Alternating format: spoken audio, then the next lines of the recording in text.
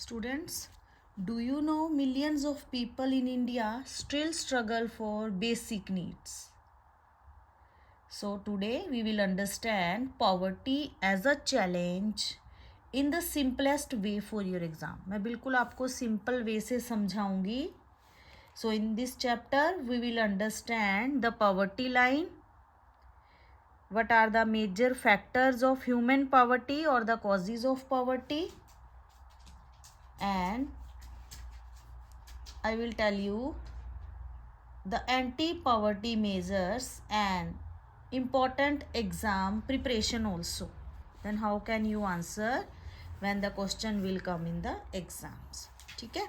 So let's start with the first question. Discuss the major dimension of poverty. So क्या क्या dimensions हैं poverty के? First है poverty means hunger and lack of shelter. Poverty का मतलब होता है भूख. पॉवर्टी पहले तो है गरीबी जिसका मतलब है भूख एंड लैक ऑफ मतलब आश्रय की कमी होना, शेल्टर की कमी होना, घर बार ना होना. It is a situation in which parents are not able to send their children to school. ये एक ऐसी सिचुएशन है जिसमें पेरेंट्स माँ बाप अपने बच्चे को एबल नहीं होते, उनके पास पैसा नहीं होता कि वो स्कूल भेज सकें. और a situation where sick people can not afford treatment, कि कोई पर्सन फैमिली में बीमार हो जाए तो उनके पास इतना पैसा नहीं होता कि वो उनको हॉस्पिटल में लेके जा सकें. Poverty also means lack of clean water and sanitation facilities. Poverty का गरीबी का मतलब है कि पानी, साफ पानी की कमी होना और सैनिटेशन फैसिलिटीज़ की कमी होना. ठीक है. So it also means lack of regular job. Regular job नहीं है at a minimum decent level, मतलब कोई जॉब नहीं है, कोई पे नहीं आ रही है उसकी. तो ये सारे जो डायमेंशंस हैं, अंग हैं, ये पॉवर्टी के हैं. ना जॉब होना, ना खाने को अच्छा खाना होना, ना पीने को क्लीन वाटर होना, ना रहने को अच्छा साफ़ सुथरा घर होना, और ना ही कोई रेगुलर जॉब होना. ये सभी पॉवर्टी के डायमेंशंस हैं. सो नेक्स्ट है mention any 4 causes of poverty in India. Poverty के क्या क्या कॉजेज हैं इंडिया में, आपको टीचर ये भी पूछ सकती है क्या कारण है गरीबी के इंडिया में, और एक ऐसे भी पूछ सकते हैं कि what are the factor of human poverty. क्या क्या फैक्टर है ह्यूमन पॉवर्टी के. ठीक है. अगर ये क्वेश्चन ऐसे भी ये वाला क्वेश्चन ऐसे आ जाए तो आपने लिखना है कि there are the following factors of human poverty. Number 1 है high growth rate of population. High growth rate of population, population बहुत ज़्यादा होना, जो पॉपुलेशन की ग्रोथ रेट है बहुत ज़्यादा होना. नंबर 2 पॉइंट है लैक ऑफ जॉब अपॉर्चुनिटीज़. तो पॉपुलेशन ज़्यादा होगी तो जॉब जो है उस वो कम होंगी. ठीक है. ज़्यादा लोग होंगे जॉब करने वाले in the secondary sector. Manufacturing second जो सेकेंडरी सेक्टर है उसमें जॉब अपॉर्चुनिटीज़ कम होंगी. इनकम इनइक्वालिटीज़ और लो इनकम होगी या बहुत इनइक्वालिटीज़ होगी, किसी की बहुत ज़्यादा इनकम होगी, किसी की बहुत कम. और 4th पॉइंट है लैक ऑफ लैंड रिसोर्सेज. लोगों के पास ज़मीन के जो रिसोर्सेज है वो कम होते हैं. ये फैक्टर हैं पॉवर्टी के. पुअर हेल्थ का होना भी एक पॉवर्टी का कॉज है. और लैक ऑफ एजुकेशन, ये भी एक पॉवर्टी का कॉज है, इससे भी पॉवर्टी आती है. So these are the causes of poverty. So मैं आपको बीच बीच में MCQ कोई पूछूंगी, आप उसको मुझे कमेंट सेक्शन में बताना. ठीक है. फिर मैं देखती हूँ कि आपने कितने अच्छे से समझा है इस चैप्टर को. This is very important chapter और उसमें से क्वेश्चन बहुत आते हैं एग्जाम में ना. सो 3rd है poverty is a curse upon humanity. Curse होता है अभिशाप. गरीबी एक अभिशाप है मानवता पे, ह्यूमैनिटी पे. Analyse the statement. So poverty is curse. क्यों कर्स है? Because most of the poor people live with a sense of helplessness. बहुत सारे जो लोग हैं इंडिया में वो एक मतलब हेल्पलेसनेस जिसको बोलते हैं मजबूरी में जीते हैं. सेंस ऑफ हेल्पलेसनेस, पैसे की कमी, जॉब की कमी, घर की कमी, तो ये they can't afford basic necessities, जो जीने के लिए बेसिक चीज़ें होती हैं वो लोग अफोर्ड नहीं कर पाते, of life, and they are education, बच्चों को अच्छी एजुकेशन नहीं दिला पाते, गुड हेल्थ फैसिलिटीज़, जो बीमार हो जाती है कोई फैमिली मेम्बर तो उनको अच्छे से ट्रीटमेंट नहीं करवा पाते, एंड साफ़ पानी जिसकी की बहुत ज़रूरत होती है, जिससे कि गंदे पानी से बहुत सारी बीमारियां फैलती हैं, वो प्रोवाइड नहीं करवा पाते, तो health poverty means this is the condition of poverty. So poor people are in a situation in which they are ill treated at almost every place. जो गरीब लोग होते हैं वो एक ऐसी सिचुएशन में होते हैं कि उनके साथ बुरा बर्ताव ही होता है हर एक जगह में, चाहे वो फार्म हो, फैक्ट्रीज़ हों, गवर्नमेंट ऑफिसेज हों, हॉस्पिटल्स हों, रेलवे स्टेशन एक्सेट्रा, इन सभी जगहों पर इनके साथ अच्छा बिहेव नहीं किया जाता. सो फिर fourth question, what are the major objective of prime minister Rozgar Yojana. तो this is also very important question कि क्या क्या उद्देश्य हैं, मेजर ऑब्जेक्टिव हैं प्राइम मिनिस्टर रोजगार योजना के. So the yojana was launched in 1993. So योजना कब लॉन्च हुई थी? 1993 में.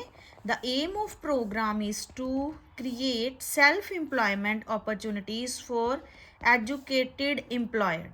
जो लोग पढ़े लिखे हैं पर अनएम्प्लॉयमेंट है, ये योजना उनके लिए स्टार्ट की गई, यूथ के लिए, इन rural area and small town.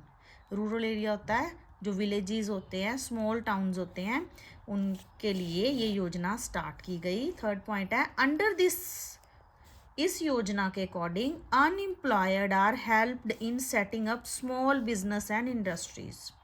सो जो लोग बेरोजगार हैं उनके इसके अंडर उनको हेल्प की गई अपना self business, small business start करने के लिए, छोटी कॉटेज इंडस्ट्री लगाने के लिए उनको लोन दिया गया और जो उसका इंटरेस्ट रेट था बहुत कम था. ठीक है, तो आपको ये एमसीक्यू भी आ सकता है कि when did the prime minister Rozgar योजना वाज लॉन्च्ड.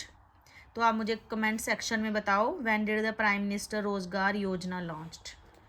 ठीक है, तो मैं आपके कमेंट को पिन करूंगी.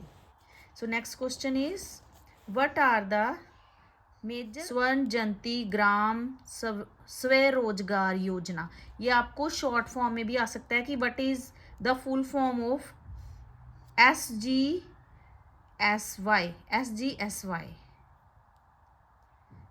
स्वरोजगार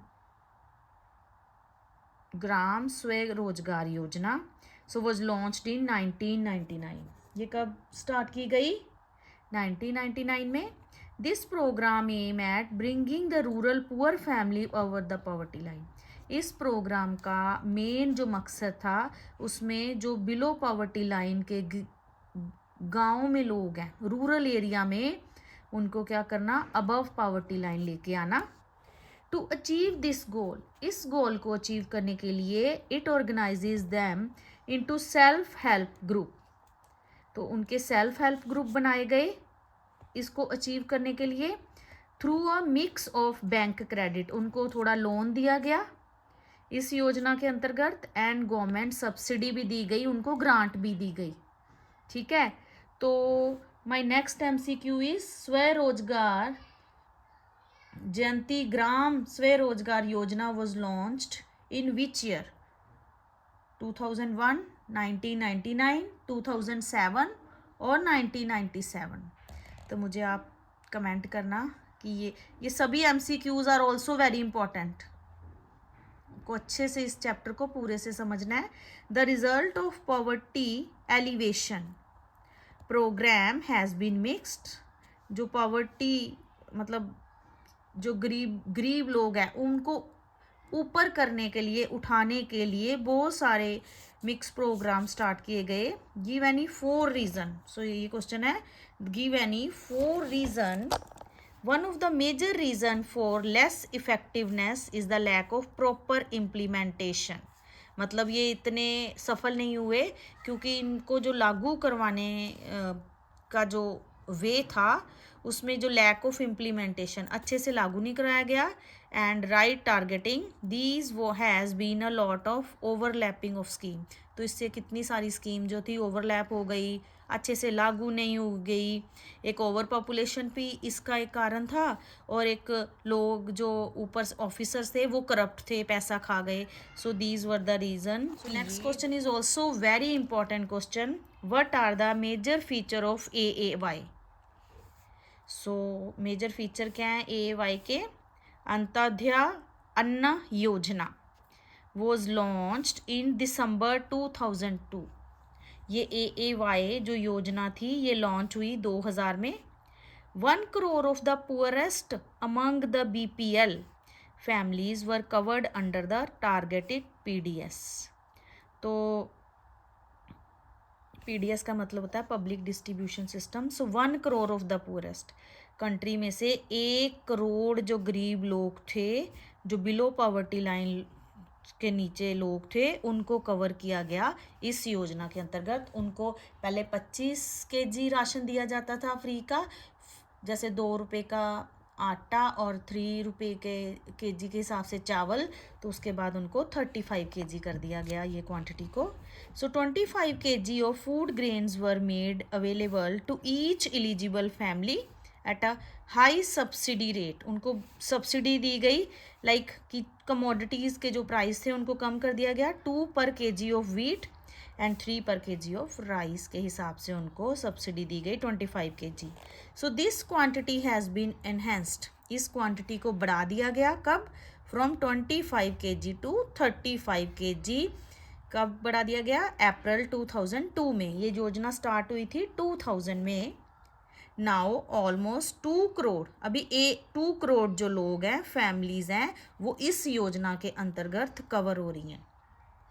तो मेरा नेक्स्ट MCQ है, मेरे को बताइए आप, Annapurna scheme has been launched in April. बताइए मुझे कब स्टार्ट हुई थी ये? लॉन्च्ड इन अप्रैल 2000, 2003, 2001 और 2002।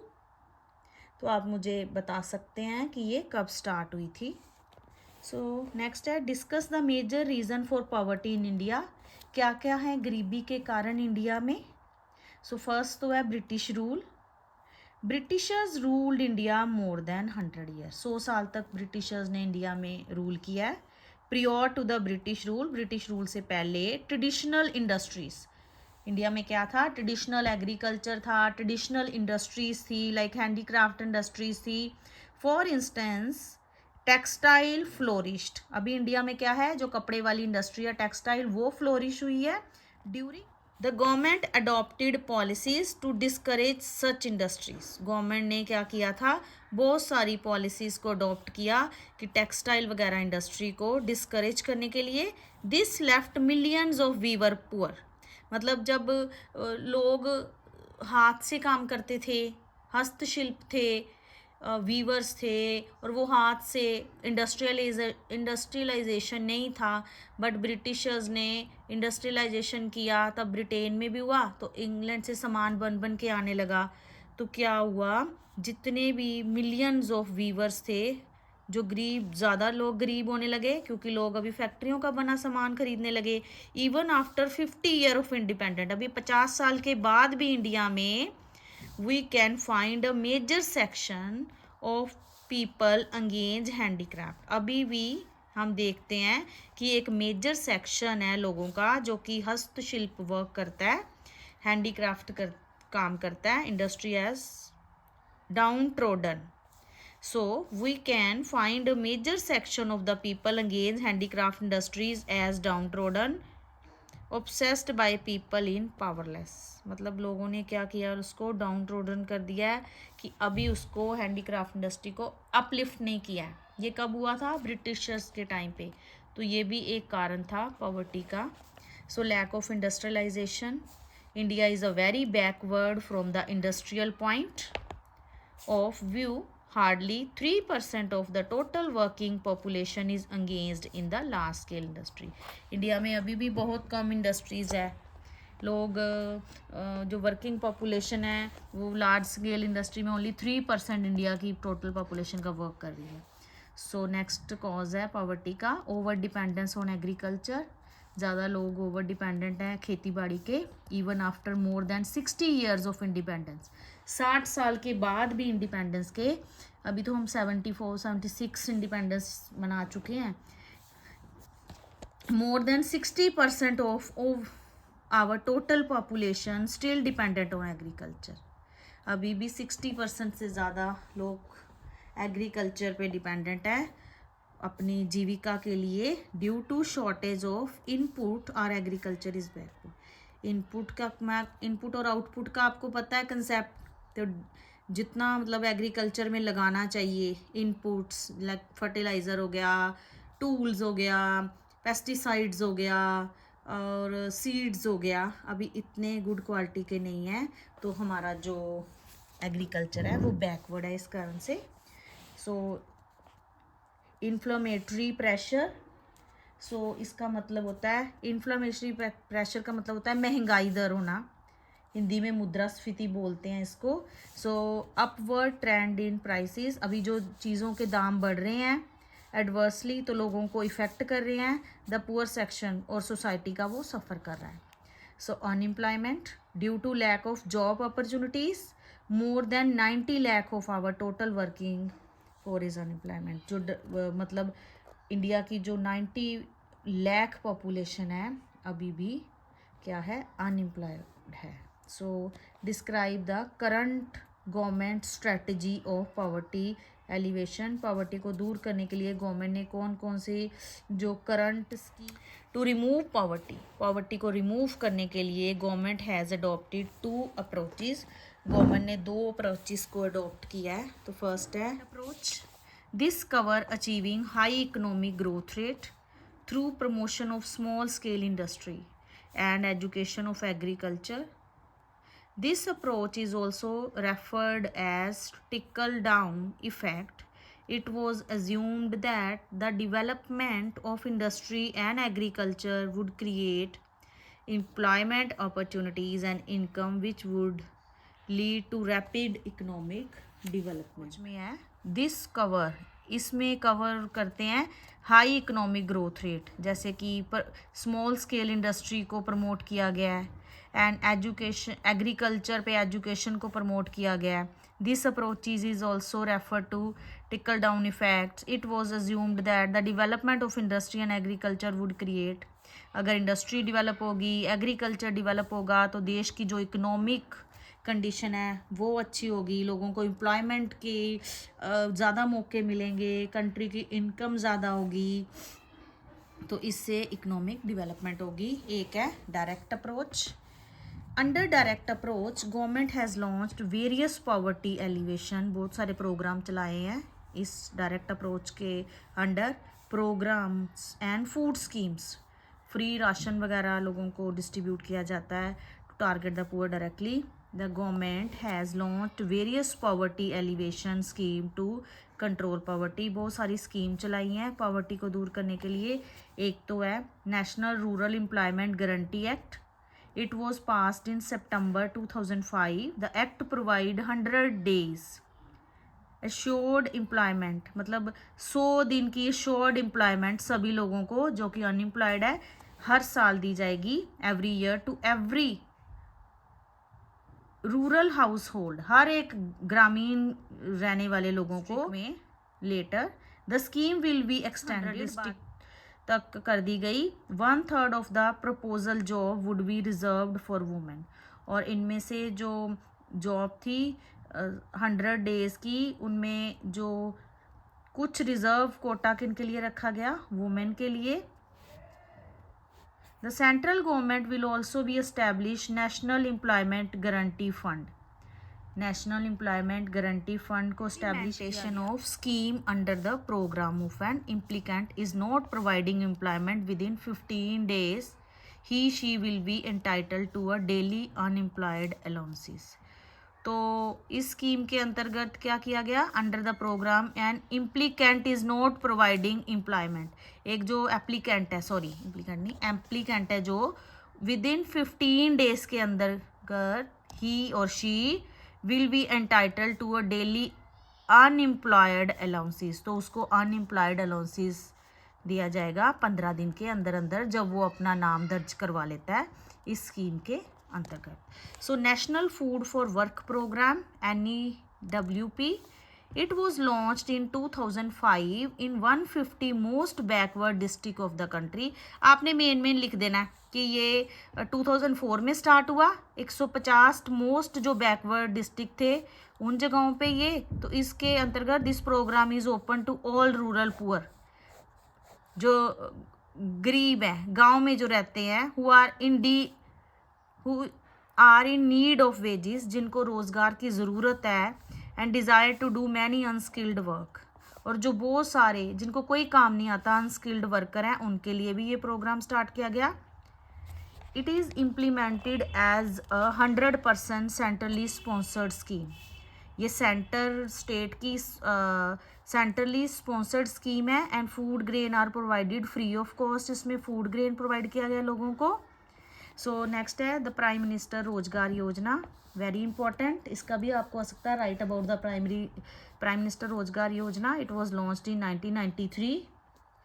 सो the aim of programme is to create self employment opportunities for the educated unemployment, ये सेल्फ एम्प्लॉयड इनके लिए, जैसे पहले भी इसको एक्सप्लेन कर चुकी हूँ, उनको लोन वगैरह देके वो अपना छोटा मोटा बिजनेस स्टार्ट कर सकते हैं, इंडस्ट्री स्टार्ट कर सकते हैं।